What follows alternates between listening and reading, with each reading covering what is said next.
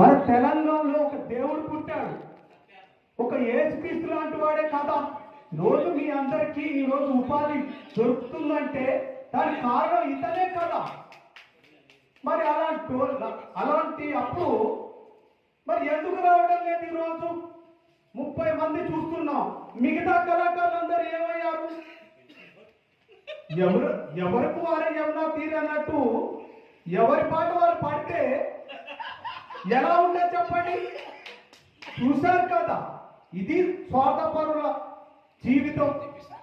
నేనైతే మాత్రం వస్తాను, ఎక్కడైనా పార్టిసిపేట్ చేస్తాను. మీరు చూస్తారు కదా, నేను ఎక్కడైనా ఉంటాను కదా.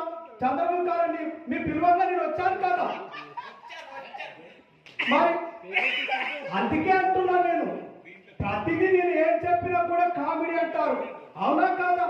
ఏం శ్రీనివాస్, ఏం మధు గారు, నేను వచ్చినప్పుడు కూడా నవ్వుతారు అందరూ. ఎందుకండి? ఎందుకు నవ్వేది? నిజాలు మాట్లాడితే కోపాలు వస్తాయి కాదా? సో ఈ విధంగా మన కే పౌల్ గారు వాయిస్ ఉంటుంది, అదేవిధంగా మెగాస్టార్ చిరంజీవి గారు మాట్లాడుతూ చూద్దాం. వాస్తవంగా చెప్పాలంటే రోజు ఇక్కడికి వచ్చినటువంటి యావత్ వివిధ కళాకారులందరికీ ప్రత్యేక ధన్యవాదాలు తెలియజేస్తూ, వీరందరూ కుటుంబంతో వస్తే ఇంకా చాలా మంచి కూడా అభిప్రాయం. కానీ ఇక్కడ